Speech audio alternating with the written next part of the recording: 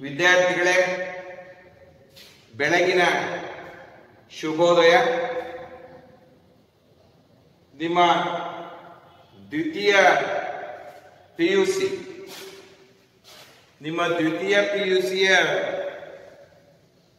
ಒಂದು 6ನೇ ಅಧ್ಯಾಯ. ಈ ದ್ವಿತೀಯ ಪಿಯುಸಿಯ 6ನೇ ಅಧ್ಯಾಯದಲ್ಲಿ ನೀವು ಭಾರತದ ನೂತನ ರಾಜಕೀಯ ಪ್ರವೃತ್ತಿಗಳು ಎನ್ನುವಂಥದ್ರಲ್ಲಿ ಸಮ್ಮಿಶ್ರ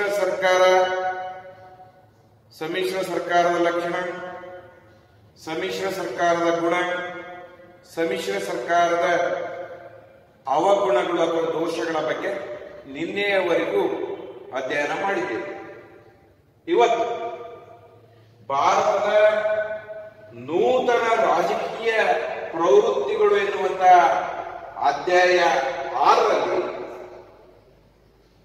ಕೇಂದ್ರ ಮತ್ತು ರಾಜ್ಯಗಳ ಸಂಬಂಧಗಳಲ್ಲಿನ ಹೊಸ ಆಯಾಮಗಳು, ಕೇಂದ್ರ ಮತ್ತು ರಾಜ್ಯ ಸಂಬಂಧಗಳಲ್ಲಿನ ಹೊಸ ಆಯಾಮಗಳು ಅಂದ್ರೆ relation between central and state government, ಕೇಂದ್ರ ಮತ್ತು ರಾಜ್ಯ ಸಂಬಂಧಗಳಲ್ಲಿನ ಹೊಸ ಆಯಾಮಗಳು. ನೋಡಿ, ಭಾರತದ ಸಂವಿಧಾನ ಉಲ್ಲೇಖ ಮಾಡುತ್ತೆ, 1ನೇ ವಿಧಿ ಹೇಳುತ್ತೆ, ಭಾರತವು ಒಂದು ರಾಜ್ಯಗಳ ಒಕ್ಕೂಟ. ಭಾರತವು ಒಂದು ರಾಜ್ಯಗಳ ಒಕ್ಕೂಟ ಅಂತೇಳಿ ತಿಳಿಸಲಾಗಿದೆ. ಇಲ್ಲಿ ಕೇಂದ್ರ ಮತ್ತು ರಾಜ್ಯ ಸರ್ಕಾರಗಳೆರಡು ಸಂವಿಧಾನಬದ್ಧವಾದಂತ ಸ್ಥಾನಮಾನವನ್ನ ಹೊಂದಿದ್ದಾವೆ. ಭಾರತದ ಸಂವಿಧಾನ ಹೇಳುತ್ತೆ ಭಾರತ ರಾಜ್ಯಗಳ ಒಕ್ಕೂಟ. ಹಾಗಾಗಿ ಭಾರತದಲ್ಲಿ ದ್ವಿಸರ್ಕಾರ ಪದ್ಧತಿ ಇದೆ. ಒಂದು ಕೇಂದ್ರ ಸರ್ಕಾರ, ಮತ್ತೊಂದು ರಾಜ್ಯಗಳಲ್ಲಿ ರಾಜ್ಯ ಸರ್ಕಾರ. ಹಾಗಾಗಿ ಸಂವಿಧಾನವೇ ಭಾರತ ಒಂದು ರಾಜ್ಯಗಳ ಒಕ್ಕೂಟ ಅಂತೇಳಿ ವಿವರಿಸಿದ ಮೇಲೆ ಇಲ್ಲಿ ಭಾರತದಲ್ಲಿ ಕೇಂದ್ರ ಮತ್ತು ರಾಜ್ಯ ಸರ್ಕಾರಗಳ ನಡುವೆ ಅಧಿಕಾರಗಳು ವಿಭಜನೆ ಆಗಿದೆ. ಯಾಕೆಂದ್ರೆ ಭಾರತದಲ್ಲಿ ಕೇಂದ್ರ ಮತ್ತು ರಾಜ್ಯಗಳು ಸಂವಿಧಾನಬದ್ಧವಾದ ಸ್ಥಾನಮಾನವನ್ನು ಹೊಂದಿದೆ. ಇಲ್ಲಿ ಏನನ್ನು ನಮಗೆ ಗೋಚರ ಆಗುತ್ತೆ ಅಂತಂದ್ರೆ ಸಂವಿಧಾನದ ಶ್ರೇಷ್ಠತೆ ಕಂಡು ಬರುತ್ತೆ. ಭಾರತದಲ್ಲಿ ಯಾವುದರ ಶ್ರೇಷ್ಠತೆ ಇದೆ? ಸಂವಿಧಾನದ ಶ್ರೇಷ್ಠತೆ ಇದೆ.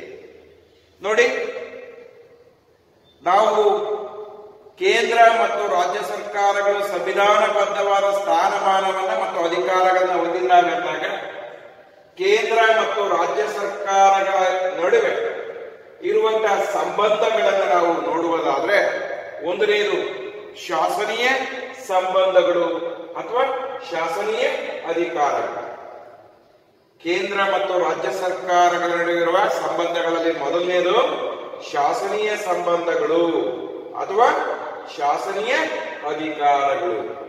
ಇಲ್ಲಿ ಈ ಕೇಂದ್ರ ಮತ್ತು ರಾಜ್ಯ ಸರ್ಕಾರಗಳ ನಡುವೆ ಇರುವ ಶಾಸನೀಯ ಸಂಬಂಧಗಳು ಅಥವಾ ಶಾಸನೀಯ ಅಧಿಕಾರಗಳ ಬಗ್ಗೆ 245ನೇ ವಿಧಿಯಿಂದ 255ರವರೆಗಿನ ವಿಧಿಗಳು ಕೇಂದ್ರ ಮತ್ತು ರಾಜ್ಯ ಸರ್ಕಾರಗಳ ನಡುವಿರುವ ಶಾಸನೀಯ ಸಂಬಂಧವನ್ನ ಅಥವಾ ಶಾಸನೀಯ ಅಧಿಕಾರವನ್ನ ವಿವರಿಸುತ್ತವೆ.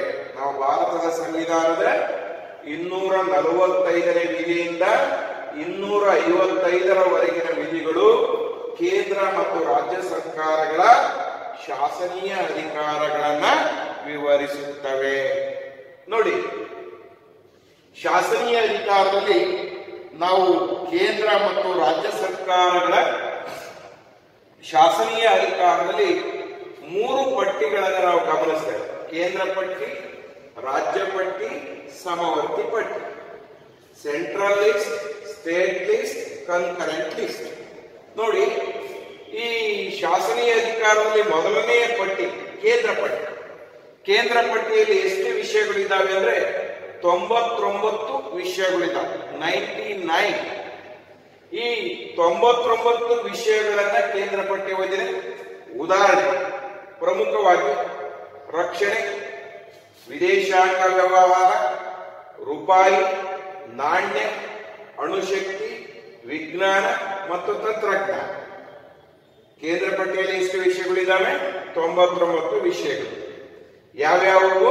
ರಕ್ಷಣೆ, ವಿದೇಶಾಂಗ ವ್ಯವಹಾರ, ರೂಪಾಯಿ, ನಾಣ್ಯ, ಅಣುಶಕ್ತಿ, ವಿಜ್ಞಾನ ಮತ್ತು ತಂತ್ರಜ್ಞಾನ, ಸುಂಕಗಳು ಇತ್ಯಾದಿ. ಅಂದ್ರೆ ರಾಷ್ಟ್ರೀಯ ಮಹತ್ವ ಪಡೆದ ವಿಷಯಗಳನ್ನು ಕೇಂದ್ರ ಪಟ್ಟಿಯಲ್ಲಿ ಸೇರಿಸಲಾಗಿದೆ. ರಾಷ್ಟ್ರೀಯ ಮಹತ್ವ ಪಡೆದ ವಿಷಯಗಳನ್ನ ಕೇಂದ್ರ ಪಟ್ಟಿಯಲ್ಲಿ ಸೇರಿಸಲಾಗಿದೆ. ಕೇಂದ್ರ ಪಟ್ಟಿಯಲ್ಲಿರುವ 99 ವಿಷಯಗಳ ಮೇಲೆ ಕಾನೂನು ಅಥವಾ ಶಾಸನ ಮಾಡುವ ಅಧಿಕಾರ ಕೇಂದ್ರ ಸರ್ಕಾರಕ್ಕಿದೆ. ಕೇಂದ್ರ ಪಟ್ಟಿಯಲ್ಲಿರುವ 99 ವಿಷಯಗಳ ಮೇಲೆ ಶಾಸನ ಅಥವಾ ಕಾನೂನು ಮಾಡುವ ಅಧಿಕಾರ ನಮ್ಮ ಭಾರತದಲ್ಲಿ ಯಾವ ಸರ್ಕಾರಕ್ಕಿದೆ? ಕೇಂದ್ರ ಸರ್ಕಾರಕ್ಕಿದೆ. ಇನ್ನೊಂದು ರಾಜ್ಯ ಪಟ್ಟಿ. ರಾಜ್ಯ ಪಟ್ಟಿಯಲ್ಲಿ 63 ವಿಷಯಗಳಿದ್ದಾವೆ. ಉದಾಹರಣೆ ಪೊಲೀಸು, ಆರೋಗ್ಯ, ಕೃಷಿ, ಸ್ಥಳೀಯ ಸರ್ಕಾರ, ಸಾರಿಗೆ ಮತ್ತು ರಸ್ತೆ. ಇವು ರಾಜ್ಯ ಪಟ್ಟಿಯಲ್ಲಿರುವ ವಿಷಯಗಳು. ಈ 63 ವಿಷಯಗಳು ಯಾವುವು ಅಂದ್ರೆ ಸ್ಥಳೀಯ ಮಹತ್ವ ಪಡೆದ ವಿಷಯಗಳನ್ನ ರಾಜ್ಯ ಪಟ್ಟಿಯಲ್ಲಿ ಸೇರಿಸಲಾಗಿದೆ. ಯಾವ್ಯಾವು? ಪೊಲೀಸು, ಆರೋಗ್ಯ, ಕೃಷಿ, ಸ್ಥಳೀಯ ಸರ್ಕಾರ, ರಸ್ತೆ ಮತ್ತು ಸಾರಿಗೆ. ಈ ಸ್ಥಳೀಯ ಪ್ರಾಮುಖ್ಯತೆ ಪಡೆದ 63 ವಿಷಯಗಳನ್ನು ರಾಜ್ಯ ಪಟ್ಟಿಯಲ್ಲಿ ಸೇರಿಸಲಾಗಿದೆ. ಈ ರಾಜ್ಯ ಪಟ್ಟಿಯಲ್ಲಿರುವ 63 ವಿಷಯಗಳ ಮೇಲೆ ಶಾಸನ ಅಥವಾ ಕಾನೂನು ರೂಪಿಸುವ ಅಧಿಕಾರ ರಾಜ್ಯ ಸರ್ಕಾರಕ್ಕಿರುತ್ತೆ. ರಾಜ್ಯ ಪಟ್ಟಿಯಲ್ಲಿರುವ 63 ವಿಷಯಗಳ ಮೇಲೆ ಶಾಸನ ಅಥವಾ ಕಾನೂನು ರೂಪಿಸುವ ಅಧಿಕಾರ ಯಾರಿಗಿದೆ? ರಾಜ್ಯ ಸರ್ಕಾರಕ್ಕಿರುತ್ತೆ. ಓಕೆ, ಈಗ ಮತ್ತೊಂದು ಪಟ್ಟಿ ಇದೆ, ಸಮವರ್ತಿ ಪಟ್ಟಿ. ಸಮವರ್ತಿ ಪಟ್ಟಿಯಲ್ಲಿ 47 ವಿಷಯಗಳಿದ್ದಾವೆ. ಯಾವ್ಯಾವು? ವಿವಾಹ ವಿಚ್ಛೇದನ, ಸಿವಿಲ್ ಮತ್ತು ಅಪರಾಧಿ ಕಾನೂನುಗಳು, ಶಿಕ್ಷಣ, ಧರ್ಮದರ್ಶಿತ್ವ, ಇವುಗಳ ಬಗ್ಗೆ. ಅಂದ್ರೆ ರಾಷ್ಟ್ರೀಯ ಮಹತ್ವ ಪಡೆದ ವಿಷಯಗಳು ಕೂಡ ಸಮವರ್ತಿ ಪಟ್ಟಿಯಲ್ಲಿದ್ದಾವೆ. ಪ್ರಾದೇಶಿಕ ಅಥವಾ ಸ್ಥಳೀಯ ಮಹತ್ವ ಪಡೆದ ವಿಷಯಗಳು ಕೂಡ ಸಮವರ್ತಿ ಪಟ್ಟಿಯಲ್ಲಿ ಇದ್ದಾವೆ. ಸಮವರ್ತಿ ಪಟ್ಟಿಯಲ್ಲಿರುವ 47 ವಿಷಯಗಳ ಮೇಲೆ ಕಾನೂನು ಅಥವಾ ಶಾಸನ ರೂಪಿಸುವ ಅಧಿಕಾರ ಕೇಂದ್ರ ಸರ್ಕಾರಕ್ಕೂ ಇದೆ, ಹಾಗೆಯೇ ರಾಜ್ಯ ಸರ್ಕಾರಗಳಿಗೂ ಕೂಡ ಇದೆ.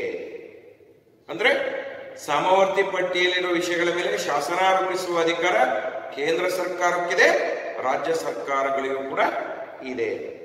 ನೋಡಿ, ಇಲ್ಲಿ ಒಂದು ವೇಳೆ ಸಮವರ್ತಿ ಪಟ್ಟಿಯಲ್ಲಿರುವ ವಿಷಯಗಳಿಗೆ ಸಂಬಂಧಿಸಿದಂತೆ ಕೇಂದ್ರ ಮತ್ತು ರಾಜ್ಯ ಸರ್ಕಾರಗಳ ನಡುವೆ ಸಂಘರ್ಷ ಉಂಟಾದರೆ ಕೇಂದ್ರದ ಶಾಸನ ಊರ್ಜಿತ ಆಗುತ್ತೆ, ರಾಜ್ಯದ ಶಾಸನ ರದ್ದಾಗುತ್ತೆ. ಅಂದ್ರೆ ಸಮವರ್ತಿ ಪಟ್ಟಿಯಲ್ಲಿರುವ 47 ವಿಷಯಗಳಲ್ಲಿ ಯಾವುದಾದ್ರೂ ವಿಷಯಕ್ಕೆ ಸಂಬಂಧಿಸಿದಂತೆ ಕೇಂದ್ರ ಮತ್ತು ರಾಜ್ಯ ಸರ್ಕಾರ ಒಂದೇ ರೀತಿಯಾಗಿ ಅಂದ್ರೆ ಏಕಕಾಲದಲ್ಲಿ ಕಾನೂನನ್ನು ರೂಪಿಸಿದಾಗ ಆಗ ಕೇಂದ್ರ ಮತ್ತು ರಾಜ್ಯಗಳ ನಡುವೆ ಸಂಘರ್ಷ ಉಂಟಾದ್ರೆ ಕೇಂದ್ರದ ಶಾಸನ ಊರ್ಜಿತವಾಗುತ್ತೆ, ರಾಜ್ಯಗಳ ಶಾಸನ ರದ್ದಾಗುತ್ತೆ.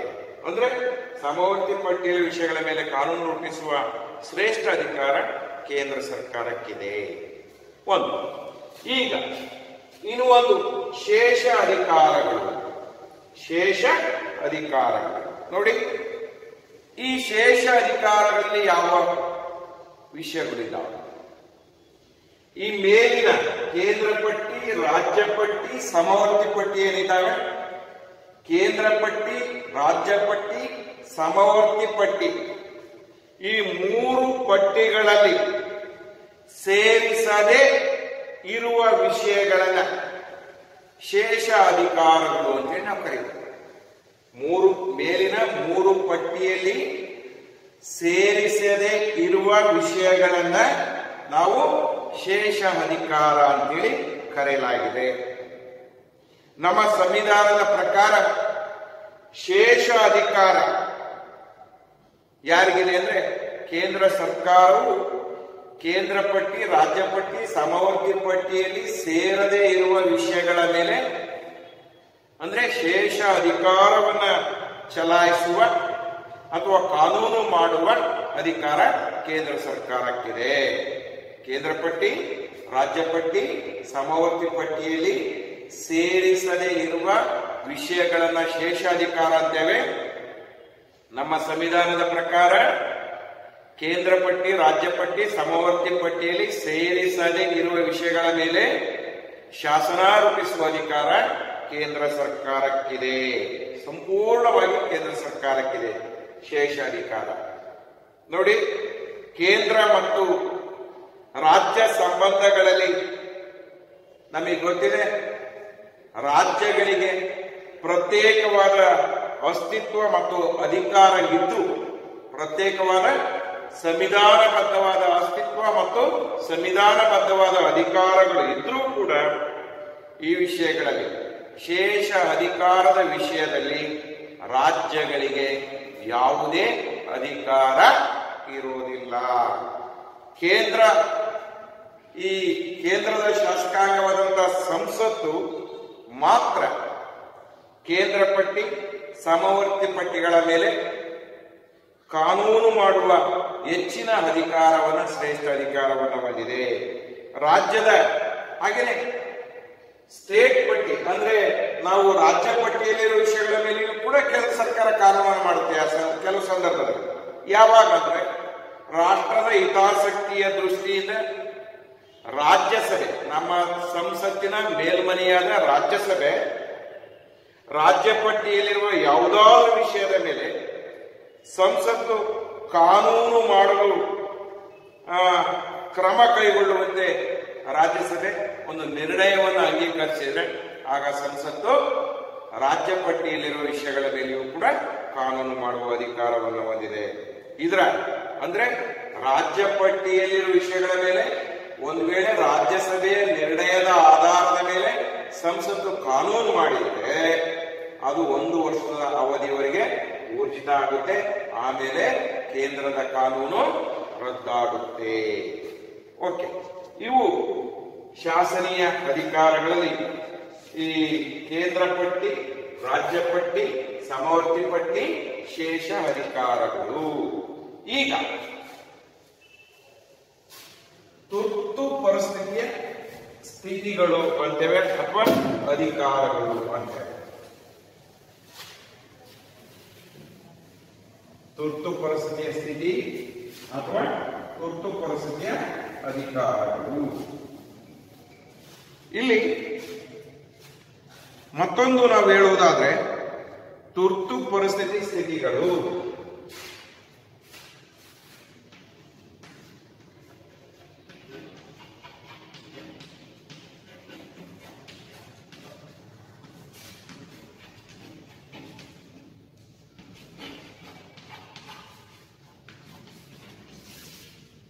ತುರ್ತು ಪರಿಸ್ಥಿತಿ ಸ್ಥಿತಿಗಳು. ನೋಡಿ, ಭಾರತದ ಸಂವಿಧಾನದ 18ನೇ ಭಾಗದಲ್ಲಿ, ಭಾರತದ ಸಂವಿಧಾನದ 18ನೇ ಭಾಗದಲ್ಲಿ 3 ರೀತಿಯ ತುರ್ತು ಪರಿಸ್ಥಿತಿಯ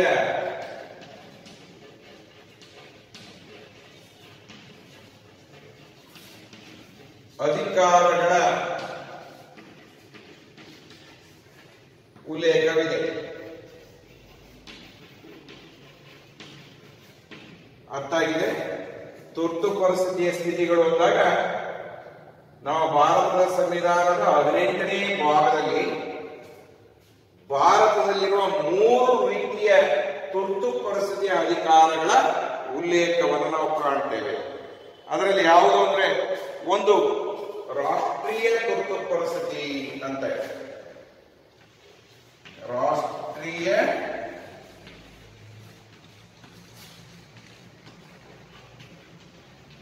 ತುರ್ತು ಪರಿಸ್ಥಿತಿ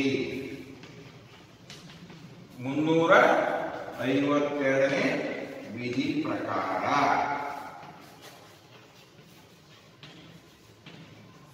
ನೆಕ್ಸ್ಟ್ ಎರಡನೇದು ರಾಜ್ಯ ತುರ್ತು ಪರಿಸ್ಥಿತಿ.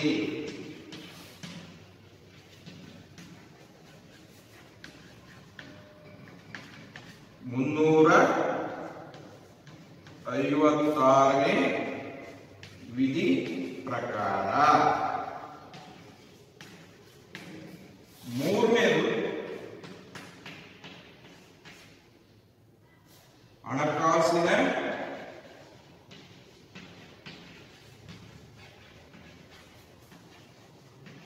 ತುರ್ತು ಪರಿಸ್ಥಿತಿ 360ನೇ ವಿಧಿ ಪ್ರಕಾರ. ಓಕೆ, ತುರ್ತು ಪರಿಸ್ಥಿತಿಯ ಸ್ಥಿತಿಗಳು ಅಧಿಕಾರಗಳು ಅಂದ್ರೆ ಕೇಂದ್ರ ಮತ್ತು ರಾಜ್ಯ ಸಂಬಂಧಗಳಲ್ಲಿ ಶಾಸನೀಯ ಅಧಿಕಾರಗಳಲ್ಲಿ ತುರ್ತು ಪರಿಸ್ಥಿತಿ ಅಧಿಕಾರಗಳು ಯಾವುವು ಅಂದ್ರೆ ನಮ್ಮ ತುರ್ತು ಪರಿಸ್ಥಿತಿ ಅಧಿಕಾರ ಅಥವಾ ಸ್ಥಿತಿಗಳಿಗೆ ಸಂಬಂಧಿಸಿದಂತೆ ನಮ್ಮ ಭಾರತದ ಸಂವಿಧಾನದ 18ನೇ ಭಾಗದಲ್ಲಿ 3 ರೀತಿಯ ತುರ್ತು ಪರಿಸ್ಥಿತಿಗಳ ಬಗ್ಗೆ ಉಲ್ಲೇಖ ಇದೆ. ಅವು ಯಾವುದು ಅಂದ್ರೆ ರಾಷ್ಟ್ರೀಯ ತುರ್ತು ಪರಿಸ್ಥಿತಿ ಎಷ್ಟನೇ ವಿಧಿ? 352ನೇ ವಿಧಿ. ರಾಜ್ಯ ತುರ್ತು ಪರಿಸ್ಥಿತಿ 356ನೇ ವಿಧಿ. ಹಣಕಾಸಿನ ತುರ್ತು ಪರಿಸ್ಥಿತಿ 360ನೇ ವಿಧಿ. ನೋಡಿ, ಇಲ್ಲಿ 352ನೇ ವಿಧಿ ಪ್ರಕಾರ ರಾಷ್ಟ್ರೀಯ ತುರ್ತು ಪರಿಸ್ಥಿತಿಯನ್ನು ಘೋಷಿಸುವ ಅಧಿಕಾರ ರಾಷ್ಟ್ರಪತಿಗಿದೆ. ಒಟ್ಟಾರೆ ಹೇಳಬೇಕು ಅಂದ್ರೆ ತುರ್ತು ಪರಿಸ್ಥಿತಿಯ ಅಧಿಕಾರಗಳನ್ನು ಘೋಷಿಸುವ ಅಧಿಕಾರ ಸಂಪೂರ್ಣವಾಗಿ ಭಾರತದಲ್ಲಿ ರಾಷ್ಟ್ರಪತಿಗಿದೆ.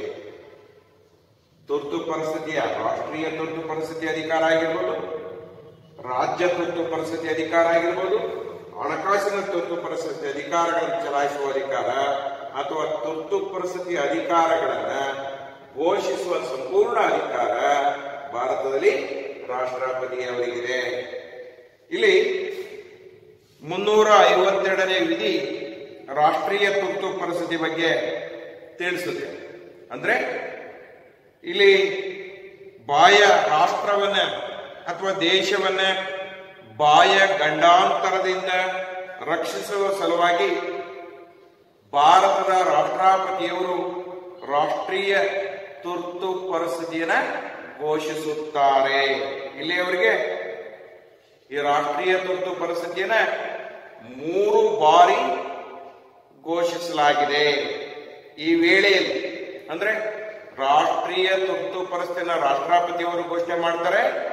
ರಾಷ್ಟ್ರೀಯ ತುರ್ತು ಪರಿಸ್ಥಿತಿ ಘೋಷಣೆ ಆದಾಗ ವ್ಯಕ್ತಿ ಸ್ವತಂತ್ರ ಮತ್ತು ವ್ಯಕ್ತಿಯ ಜೀವ ರಕ್ಷಣೆಯ ಸ್ವತಂತ್ರ, ಹಾಗೆಯೇ ಈ ಕೆಲವು ಮೊಕದ್ದಮೆಗಳಲ್ಲಿ ವ್ಯಕ್ತಿಯನ್ನ ಬಂಧನ ಮತ್ತು ಸೆರೆವಾಸವನ್ನು ಹೊರತುಪಡಿಸಿ ಇನ್ಯಾವುದೇ ಸ್ವತಂತ್ರಗಳು ಕೂಡ ವ್ಯಕ್ತಿಗಳಿಗೆ ಇರೋದಿಲ್ಲ.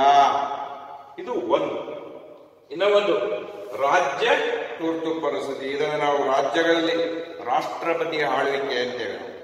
ಓಕೆ, ಇಲ್ಲಿ 356ನೇ ವಿಧಿ ಪ್ರಕಾರ ರಾಜ್ಯಗಳಲ್ಲಿ ರಾಜ್ಯ ತುರ್ತು ಪರಿಸ್ಥಿತಿಯನ್ನ ಘೋಷಿಸುವ ಅಧಿಕಾರವೂ ಕೂಡ ರಾಷ್ಟ್ರಪತಿಯವರಿಗಿದೆ.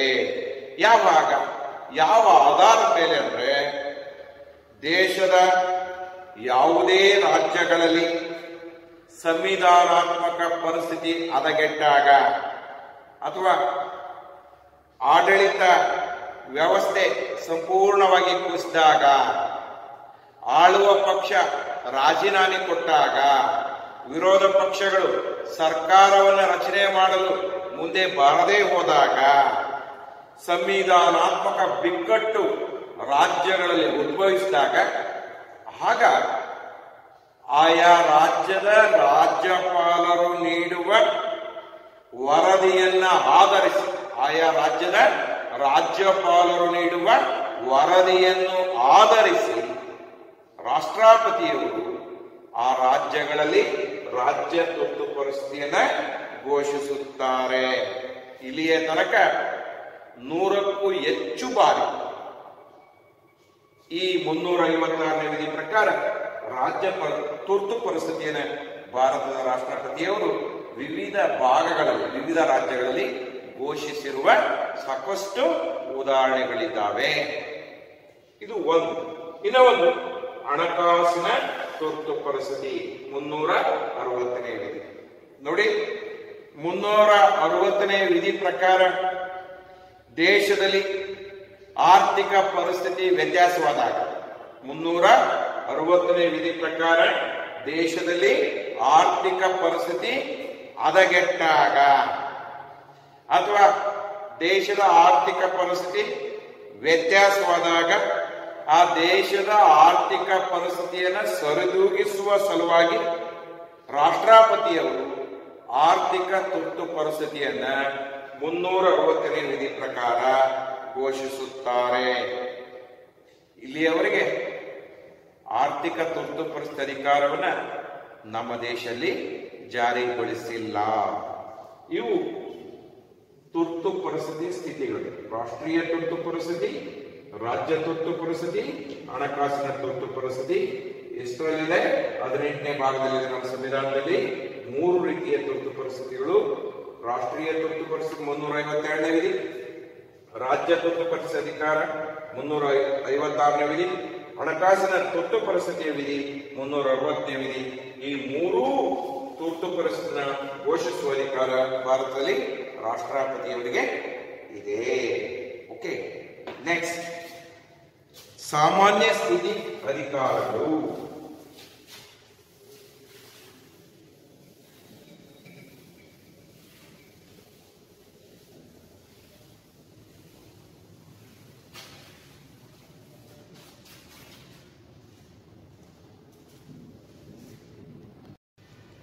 ಈಗ ಕೇಂದ್ರ ಮತ್ತು ರಾಜ್ಯ ಸಂಬಂಧಗಳಲ್ಲಿ ಅದೇ ಶಾಸನೀಯ ಅಧಿಕಾರಗಳಲ್ಲಿ ಸಾಮಾನ್ಯ ಸ್ಥಿತಿ ಅಧಿಕಾರಗಳು. ಈಗ ನಿಮಗೆ ಗೊತ್ತಿದೆ, ಕೇಂದ್ರ ಪಟ್ಟಿ, ರಾಜ್ಯ ಪಟ್ಟಿ, ಸಮವರ್ತಿ ಪಟ್ಟಿ, ಶೇಷಾಧಿಕಾರಗಳು, ತುರ್ತು ಪರಿಸ್ಥಿತಿ ಅಧಿಕಾರಗಳು. ಈಗ ಸಾಮಾನ್ಯ ಸ್ಥಿತಿಯ ಸಂಬಂಧಗಳು ಅಂದ್ರೆ ಸಾಮಾನ್ಯ ಸ್ಥಿತಿಯಲ್ಲಿ ಕೇಂದ್ರ ಮತ್ತು ರಾಜ್ಯ ಸರ್ಕಾರಗಳು ಯಾವ ರೀತಿಯ ಸಂಬಂಧ ಮತ್ತು ಅಧಿಕಾರಗಳಿರುತ್ತೆ ಅಂದ್ರೆ, ಅಂತಾರಾಷ್ಟ್ರೀಯ ಒಪ್ಪಂದಗಳನ್ನು ಜಾರಿಗೊಳಿಸುವಾಗ ಕೇಂದ್ರ ಸರ್ಕಾರವು ಯಾವುದೇ ವಿಷಯದಲ್ಲಿ ಶಾಸನವನ್ನು ರೂಪಿಸುತ್ತದೆ. ಅಂತಾರಾಷ್ಟ್ರೀಯ ಒಪ್ಪಂದಗಳನ್ನು ಜಾರಿಗೊಳಿಸುವಾಗ ಕೇಂದ್ರ ಸರ್ಕಾರವು ಯಾವುದೇ ವಿಷಯದಲ್ಲಿ ಶಾಸನವನ್ನು ರೂಪಿಸುತ್ತದೆ.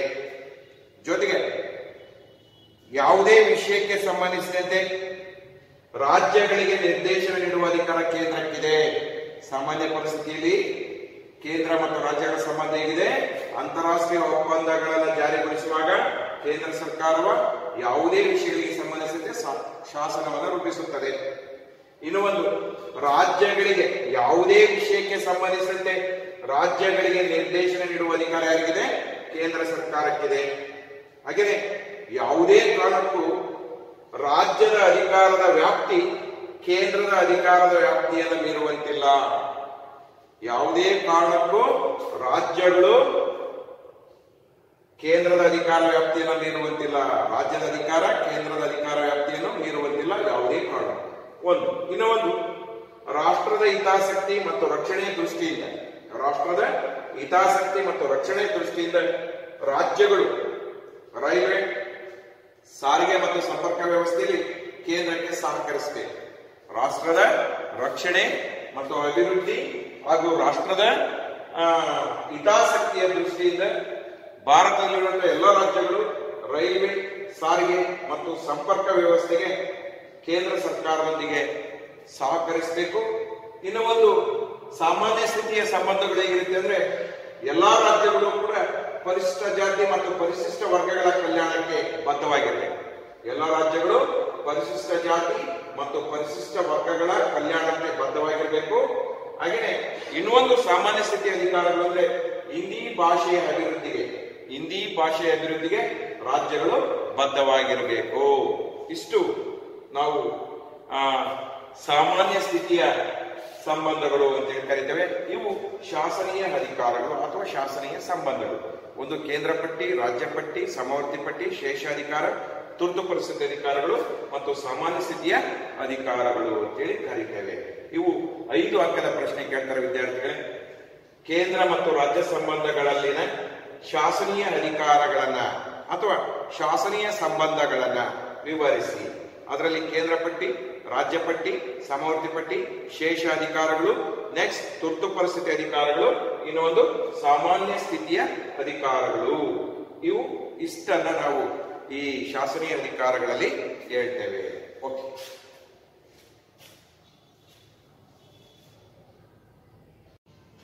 ಈಗ ಕೇಂದ್ರ ಮತ್ತು ರಾಜ್ಯ ಸಂಬಂಧಗಳಿನ ಹೊಸ ಆಯಾಮಗಳೇನಿದೆ, ಕೇಂದ್ರ ಮತ್ತು ರಾಜ್ಯ ಸಂಬಂಧಗಳಲ್ಲಿನ ಹೊಸ ಆಯಾಮಗಳು ಅಂತ ಏನಿದೆ, ಅದರಲ್ಲಿ ಎರಡನೇದು ಆಡಳಿತಾತ್ಮಕ ಸಂಬಂಧಗಳು ಎನ್ನುವಂಥದ್ದು. ನೋಡಿ, ಕೇಂದ್ರ ಮತ್ತು ರಾಜ್ಯಗಳಲ್ಲಿನ ಸಂಬಂಧಗಳು ಎನ್ನುವಂಥದ್ರಲ್ಲಿ ಆಡಳಿತಾತ್ಮಕ ಸಂಬಂಧಗಳು ನಮ್ಮ ಸಂವಿಧಾನದ 256ನೇ ವಿಧಿಯಿಂದ ನಮ್ಮ ಸಂವಿಧಾನದ 261ರವರೆಗಿನ ವಿಧಿಗಳು ಕೇಂದ್ರ ಮತ್ತು ರಾಜ್ಯ ಸರ್ಕಾರಗಳ ನಡುವಿನ ಆಡಳಿತಾತ್ಮಕ ಸಂಬಂಧಗಳ ಬಗ್ಗೆ ವಿವರಣೆಯನ್ನು ನೋಡ್ತೇವೆ. 256ನೇ ವಿಧಿಯಿಂದ 261ರವರೆಗಿನ ವಿಧಿಗಳು ಕೇಂದ್ರ ಮತ್ತು ರಾಜ್ಯ ಸರ್ಕಾರಗಳ ನಡುವಿನ ಆಡಳಿತಾತ್ಮಕ ಸಂಬಂಧಗಳ ಬಗ್ಗೆ ವಿವರಣೆಯನ್ನ ನೋಡ್ತೇವೆ. ಇಲ್ಲಿ ಯಾಕೆ ನಾವು ಆಡಳಿತಾತ್ಮಕ ಸಂಬಂಧಗಳು ಅಥವಾ ಆಡಳಿತಾತ್ಮಕ ಅಧಿಕಾರಗಳು ಕೇಂದ್ರ ಮತ್ತು ರಾಜ್ಯ ಸರ್ಕಾರಗಳ ನಡುವೆ ಕಾಣಬಹುದು ಅಂತಂದ್ರೆ, ರಾಷ್ಟ್ರದ ಏಕತೆ ಮತ್ತು ಸಮಗ್ರತೆಯನ್ನು ಕಾಪಾಡುವ ಸಲುವಾಗಿ, ರಾಷ್ಟ್ರದ ಏಕತೆ ಮತ್ತು ಸಮಗ್ರತೆಯನ್ನು ರಕ್ಷಿಸುವ ಸಲುವಾಗಿ, ಹಾಗೆಯೇ ಭಾರತದ ಸಂಯುಕ್ತ ವ್ಯವಸ್ಥೆಯ ಆಶಯಗಳನ್ನು ಬಲಪಡಿಸುವ ಉದ್ದೇಶ ಈ ಆಡಳಿತಾತ್ಮಕ ಸಂಬಂಧಗಳು ಎನ್ನುವಂಥದ್ದು. ಇಲ್ಲಿ ಆಡಳಿತಾತ್ಮಕ ಸಂಬಂಧಗಳು ಕೇಂದ್ರ ಮತ್ತು ರಾಜ್ಯ ಸರ್ಕಾರಗಳ ನಡುವೆ ಹೇಗಿದೆ ಅಂದ್ರೆ, ರಾಷ್ಟ್ರಪತಿಯವರು ಇಲ್ಲಿ ಭಾರತದಲ್ಲಿರುವ ಎಲ್ಲ ರಾಜ್ಯಗಳಿಗೆ ಮತ್ತು ಕೇಂದ್ರಾಡಳಿತ ಪ್ರದೇಶಗಳಿಗೆ ರಾಜ್ಯಪಾಲರುಗಳನ್ನು ನೇಮಿಸುತ್ತಾರೆ. ರಾಷ್ಟ್ರಪತಿಯವರು ರಾಜ್ಯ ಮತ್ತು ಕೇಂದ್ರಾಡಳಿತ ಪ್ರದೇಶಗಳಿಗೆ ರಾಜ್ಯಪಾಲರನ್ನ ನೇಮಿಸುತ್ತಾರೆ. ರಾಷ್ಟ್ರಪತಿಯವರು ಭಾರತದಲ್ಲಿರುವ ಎಲ್ಲಾ ರಾಜ್ಯಗಳಿಗೆ ಮತ್ತು ಕೇಂದ್ರಾಡಳಿತ ಪ್ರದೇಶಗಳಿಗೆ ರಾಜ್ಯಪಾಲರನ್ನ, ಉಪರಾಜ್ಯಪಾಲರನ್ನ ಮತ್ತು ಆಡಳಿತಾಧಿಕಾರಿಯನ್ನ ನೇಮಿಸುವ ಅಧಿಕಾರವನ್ನ ರಾಷ್ಟ್ರಪತಿಯವರು ಹೊಂದಿದ್ದಾರೆ. ಇಲ್ಲಿ ರಾಜ್ಯಗಳು ಕೂಡ ರಾಜ್ಯಪಾಲರೊಂದಿಗೆ ಸೌಹಾರ್ದಯುತವಾದ ಸಂಬಂಧವನ್ನು ಹೊಂದಿರಬೇಕಾದದ್ದು ಅಗತ್ಯವಾದ ಕರ್ತವ್ಯ. ರಾಜ್ಯಗಳು ರಾಷ್ಟ್ರಪತಿಯವರಿಂದ ನೇಮಕವಾದ ರಾಜ್ಯಪಾಲರುಗಳೊಂದಿಗೆ ಸೌಹಾರ್ದಯುತವಾದ ಸಂಬಂಧವನ್ನು ಹೊಂದಿರಬೇಕಾದದ್ದು ಆಯಾ ರಾಜ್ಯಗಳ ಆದ್ಯ ಕರ್ತವ್ಯ. ಇನ್ನೊಂದು, ರಾಷ್ಟ್ರಪತಿಯವರು ಸುಪ್ರೀಂ ಕೋರ್ಟ್ ಮತ್ತು ಹೈಕೋರ್ಟ್ಗೆ ನ್ಯಾಯಾಧೀಶರನ್ನು ನೇಮಿಸುತ್ತಾರೆ. ರಾಷ್ಟ್ರಪತಿಯವರು ಸುಪ್ರೀಂ ಕೋರ್ಟ್ ಮತ್ತು ಹೈಕೋರ್ಟ್ಗಳಿಗೆ ನ್ಯಾಯಾಧೀಶರನ್ನು ನೇಮಿಸುತ್ತಾರೆ ಎನ್ನುವಂಥದ್ದು. ನೋಡಿ, ಭಾರತದ ರಾಷ್ಟ್ರಪತಿಯವರು ನಮ್ಮ ಭಾರತದ ಸರ್ವೋನ್ನತ ನ್ಯಾಯಾಲಯ, ಸರ್ವೋಚ್ಚ ನ್ಯಾಯಾಲಯ ಎನಿಸಿಕೊಂಡಂತ ಸುಪ್ರೀಂ ಕೋರ್ಟಿನ ಮುಖ್ಯ ನ್ಯಾಯಾಧೀಶರು ಮತ್ತು ಇತರ ನ್ಯಾಯಾಧೀಶರು ನೇಮಿಸುತ್ತಾರೆ. ಹಾಗೆಯೇ ಭಾರತದಲ್ಲಿರುವ ಎಲ್ಲಾ ರಾಜ್ಯಗಳಲ್ಲಿರುವ ಹೈಕೋರ್ಟ್ಗಳ ಮುಖ್ಯ ನ್ಯಾಯಾಧೀಶರು ಮತ್ತು ಇತರ ನ್ಯಾಯಾಧೀಶರುಗಳನ್ನ ನೇಮಿಸುತ್ತಾರೆ. ಈಗ ಯಾಕೆ ಇದನ್ನು ಹೇಳಿದೆ ಅಂದ್ರೆ, ಭಾರತದಲ್ಲಿ ಇಡೀ ದೇಶದಲ್ಲಿ ಏಕೀಕೃತವಾದ ನ್ಯಾಯಾಂಗ ವ್ಯವಸ್ಥೆ ರೂಪಿತವಾಗಿದೆ. ಹಾಗಾಗಿ ಭಾರತದ ಏಕೀಕೃತವಾದ ನ್ಯಾಯಾಂಗ ವ್ಯವಸ್ಥೆಗೆ ಅನುಗುಣವಾಗಿ ಭಾರತದ ರಾಷ್ಟ್ರಪತಿಯವರು ಸುಪ್ರೀಂ ಕೋರ್ಟ್ ಮತ್ತು ಹೈಕೋರ್ಟ್ಗಳ ನ್ಯಾಯಾಧೀಶರುಗಳನ್ನ ನೇಮಿಸುತ್ತಾರೆ. ಇದು ಒಂದು. ಇನ್ನು ಒಂದು, ಕೇಂದ್ರ ಮತ್ತು ರಾಜ್ಯ ಸರ್ಕಾರಗಳ ನಡುವಿನ ಸಂಬಂಧಗಳು ಎನ್ನುವುದರಲ್ಲಿ ರಾಷ್ಟ್ರಪತಿಯವರ ಆಡಳಿತದ ಅವಧಿಯಲ್ಲಿ ರಾಜ್ಯ ಶಾಸಕಾಂಗಗಳಲ್ಲಿ ಅಂಗೀಕಾರಗೊಂಡ ಮಸೂದೆಗಳಿಗೆ ರಾಷ್ಟ್ರಪತಿಯವರ ಒಪ್ಪಿಗೆ ಕಡ್ಡಾಯ. ರಾಷ್ಟ್ರಪತಿಯವರ ಆಡಳಿತದ ಅವಧಿಯಲ್ಲಿ ಅಂದ್ರೆ ರಾಜ್ಯ ತುರ್ತು ಪರಿಸ್ಥಿತಿ, ರಾಷ್ಟ್ರೀಯ ತುರ್ತು ಪರಿಸ್ಥಿತಿ, ಹಣಕಾಸಿನ ತುರ್ತು ಪರಿಸ್ಥಿತಿ ಅಂತ ನಾವು ಗಮನಿಸ್ತೇವಲ್ಲ, ಆ ರಾಷ್ಟ್ರಪತಿ ಆಡಳಿತದ ಅವಧಿಯಲ್ಲಿ ರಾಜ್ಯ ಶಾಸಕಾಂಗಗಳಲ್ಲಿ ಅಂಗೀಕಾರಗೊಂಡ ಮಸೂದೆಗಳಿಗೆ ರಾಷ್ಟ್ರಪತಿಯವರ ಒಪ್ಪಿಗೆ ಕಡ್ಡಾಯ. ಇದು ಒಂದು. ಇನ್ನು ಒಂದು, ಅಖಿಲ ಭಾರತೀಯ ಸೇವೆಗಳಿಗೆ ಸಂಬಂಧಿಸಿದಂತೆ ಶಿಸ್ತು ಕ್ರಮ ಕೈಗೊಳ್ಳುವ ಅಧಿಕಾರ ಕೇಂದ್ರ ಸರ್ಕಾರಕ್ಕಿದೆ. ಅಖಿಲ ಭಾರತೀಯ ಸೇವೆಗಳಿಗೆ ಸಂಬಂಧಿಸಿದಂತೆ ಶಿಸ್ತು ಕ್ರಮ ಕೈಗೊಳ್ಳುವ ಅಧಿಕಾರ ಕೇಂದ್ರ ಸರ್ಕಾರಕ್ಕಿದೆ. ನೋಡಿ, ನಾವು ಅಖಿಲ ಭಾರತೀಯ ಸೇವೆಗಳನ್ನ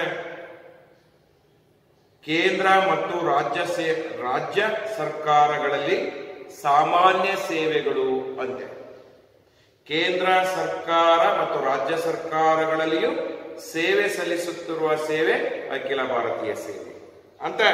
ಅಖಿಲ ಭಾರತೀಯ ಸೇವೆಗೆ ಸೇರಿದ ಅಧಿಕಾರಿಗಳ ಆಯ್ಕೆ ಆಗಿರ್ಬೋದು, ತರಬೇತಿ ಆಗಿರ್ಬೋದು, ನೇಮಕ ಆಗಿರ್ಬೋದು, ಅಥವಾ ಅವರಿಗೆ ಶಿಸ್ತು ಕ್ರಮ ಆಗಿರ್ಬೋದು, ಇದು ಕೇಂದ್ರ ಸರ್ಕಾರದ ವ್ಯಾಪ್ತಿಗೆ ಒಳಪಡುತ್ತೆ.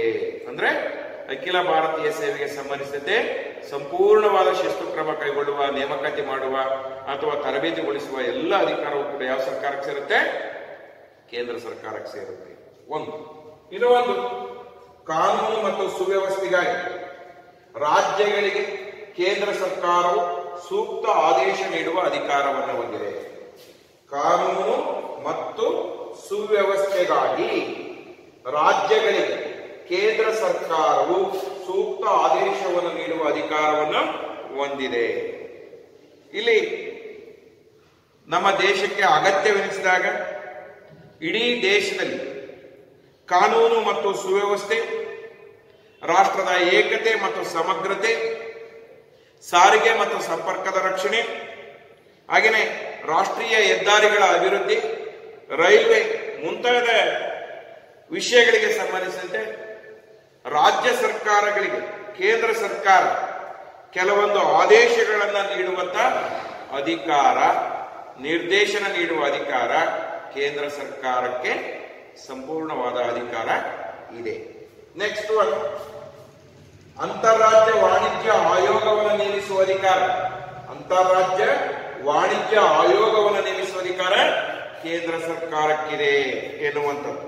ನೋಡಿ, ಇಲ್ಲಿ ನಮಗೆ ಗೊತ್ತಿದೆ, ನಮ್ಮ ಭಾರತದ ಸಂವಿಧಾನದ 301 ಮತ್ತು 305, 301ರಿಂದ 305ರವರೆಗಿನ ವಿಧಿಗಳು ಏನಿದ್ದಾವೆ, ಆ ವಿಧಿಗಳು ರಾಜ್ಯಗಳ ಸೌಹಾರ್ದಯುತವಾದ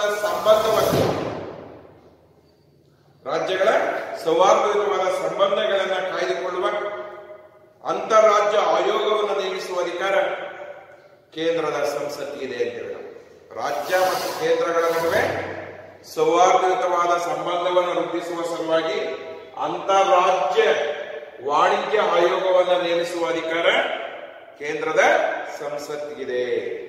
ಇನ್ನು ಒಂದು, ಇಲ್ಲಿ ಕೇಂದ್ರ ಸರ್ಕಾರ ಒಂದು ಕಾಯಿದೆಯನ್ನು ಅಂಗೀಕರಿಸುವ ಮೂಲಕ ರಾಜ್ಯಗಳ ಸಮ್ಮತಿಯನ್ನು ಪಡೆದಾಗಲಿ ಅಥವಾ ರಾಜ್ಯಗಳ ಸಮ್ಮತಿಯನ್ನು ಪಡೆಯದೇ ಆಗಲಿ ತನ್ನ ಅಧಿಕಾರವನ್ನ ರಾಜ್ಯಗಳಿಗೆ ನಿಯೋಜನೆ ಮಾಡುವ ಅಧಿಕಾರವನ್ನು ಕೇಂದ್ರ ಸರ್ಕಾರ ಯಾವುದೋ ಒಂದು ಕಾಯಿದೆಯನ್ನ ಅಂಗೀಕರಿಸುವುದರ ಮೂಲಕ ರಾಜ್ಯಗಳ ಸಮ್ಮತಿ ಅಥವಾ ಸಮ್ಮತಿ ಪಡೆಯದೆ ಆ ಕಾಯಿದೆಯನ್ನ ರಾಜ್ಯಗಳಿಗೆ ನಿಯೋಜನೆ ಮಾಡುವ ಅಧಿಕಾರವನ್ನ ಕೇಂದ್ರ ಸರ್ಕಾರ ಹೊಂದಿದೆ. ಮತ್ತೊಂದು ನಾವು ಗಮನಿಸಬೇಕು ಅಂತಂದ್ರೆ, ರಾಜ್ಯಗಳಿಗೆ ಸಲಹೆ ನೀಡುವ ಅಧಿಕಾರ ಯೋಜನಾ ಆಯೋಗಕ್ಕಿರುತ್ತೆ. ಯಾಕೆ ರಾಜ್ಯಗಳಿಗೆ ಸಲಹೆ ನೀಡುವ ಅಧಿಕಾರ ಯೋಜನಾ ಆಯೋಗಕ್ಕಿರುತ್ತೆ ಅಂತಂದ್ರೆ ರಾಜ್ಯದ ಜನರ ಜೀವನ ಮಟ್ಟ ಅಭಿವೃದ್ಧಿಗೊಳ್ಬೇಕು. ಜನತೆ ರಾಜ್ಯದಲ್ಲಿ ಸಂಪೂರ್ಣವಾಗಿ ಸರ್ವಾಂಗೀಣ ಅಭಿವೃದ್ಧಿಯನ್ನು ಸಾಧಿಸಬೇಕು. ಆ ನಿಟ್ಟಿನಲ್ಲಿ ಜನರ ಸರ್ವಾಂಗೀಣ ಅಭಿವೃದ್ಧಿಗಾಗಿ ರಾಜ್ಯ ಸರ್ಕಾರಗಳು ಯಾವ ರೀತಿಯ ಕ್ರಮಗಳನ್ನು ಕೈಗೊಳ್ಳಬೇಕು ಎನ್ನುವ ಸಲುವಾಗಿ ರಾಜ್ಯಗಳಿಗೆ ಸಲಹೆ ನೀಡುವ ಅಧಿಕಾರ ಯೋಜನಾ ಆಯೋಗಕ್ಕೆ, ಕೇಂದ್ರ ಸರ್ಕಾರದ ಅಡಿಯಲ್ಲಿರುವ ಯೋಜನಾ ಆಯೋಗಕ್ಕೆ ಇರುತ್ತೆ. ಇನ್ನು ಒಂದು ದೇಶದ ಪ್ರಗತಿಗಾಗಿ ಅಭಿವೃದ್ಧಿ ಮಂಡಳಿಯನ್ನು ಸ್ಥಾಪಿಸುವ ಅಧಿಕಾರ ಕೇಂದ್ರಕ್ಕಿದೆ. ನೋಡಿ, ದೇಶದ ಪ್ರಗತಿಗಾಗಿ, ದೇಶದ ಆರ್ಥಿಕ ಸ್ಥಿತಿಯ ಸಮತೋಲನತೆಗಾಗಿ, ಆ ಆರ್ಥಿಕ ಪರಿಸ್ಥಿತಿಯನ್ನು ದ್ವಿಗುಣಗೊಳಿಸಿಕೊಳ್ಳುವ ಸಲುವಾಗಿ ರಾಷ್ಟ್ರೀಯ ಅಭಿವೃದ್ಧಿ ಮಂಡಳಿಯನ್ನು ಕೇಂದ್ರ ಸರ್ಕಾರ ಸ್ಥಾಪಿಸುವ ಅಧಿಕಾರವನ್ನು ಹೊಂದಿದೆ. ಇನ್ನು ಒಂದು ನಾವು ಗಮನಿಸಬೇಕು ಅಂತಂದ್ರೆ, ರಾಷ್ಟ್ರದ ಏಕತೆ ಮತ್ತು ಸಮಗ್ರತೆಯನ್ನು ಗಮನದಲ್ಲಿಟ್ಟುಕೊಂಡು 1961ರಲ್ಲಿ ರಾಷ್ಟ್ರೀಯ ಏಕತಾ ಸಮಿತಿ ಎನ್ನುವಂಥದ್ದನ್ನ ಕೇಂದ್ರ ಸರ್ಕಾರ ಸ್ಥಾಪನೆ ಮಾಡಿತು.